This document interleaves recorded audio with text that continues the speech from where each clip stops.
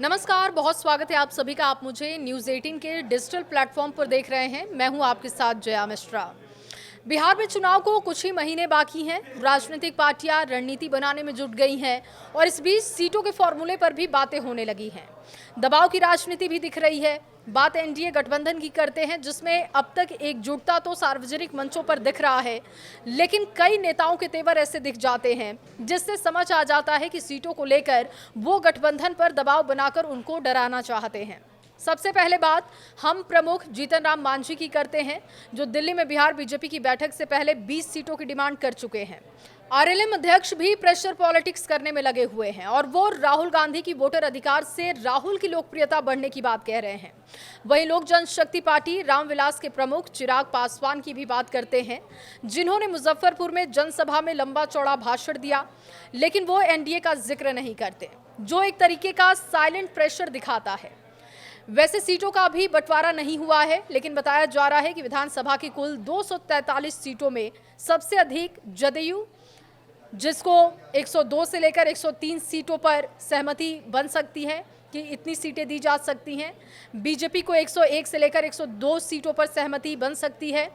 चिराग पासवान की पार्टी की बात करें तो 25 से लेकर बताया जा रहा है कि 28 सीटें उनकी पार्टी को दी जा सकती है। वहीं मांझी की पार्टी हिंदुस्तानी अवाम मोर्चा को 6 से 7 सीटें दी जा सकती हैं। राष्ट्रीय लोक मोर्चा की बात की जाए तो इनको 4 से 5 सीटें देने पर सहमति बन सकती है। हालांकि ये सिर्फ अभी तक एक ऐसा सीटों का फॉर्मूला है जो कि अभी तक इसको बातें की जा रही हैं, इस पर अब तक बयान आ रहे हैं, अटकलें लगाई जा रही हैं और जो मौजूदा गणित दिखाता है सीटों का, उसके आधार पर बात हो रही है। आधिकारिक पुष्टि इसकी नहीं हुई है। बीते अगर 2020 के विधानसभा चुनाव की बात की जाए तो महागठबंधन की ओर से एनडीए को जोरदार टक्कर की बात कही गई। नतीजे लगभग बराबरी के थे। एनडीए के भीतर भाजपा ने 110 सीटों पर उम्मीदवार उतारे, जिसमें 74 सीटों पर पार्टी के प्रत्याशी जीते थे, जबकि जेडीयू की बात की जाए 115 सीटों पर चुनाव लड़ा गया, 43 सीटों पर चुनावी जीत हासिल हुई। हिंदुस्तानी अवाम मोर्चा की बात की जाए तो 7 सीटों पर चुनाव लड़कर 4 सीटों पर सफलता हासिल की गई थी।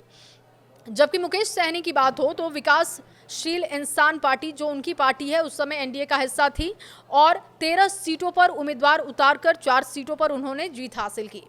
बीते चुनाव में लोक जनशक्ति पार्टी अकेले चुनाव लड़ी थी और उसका एक विधायक ही जीत हासिल कर पाया था।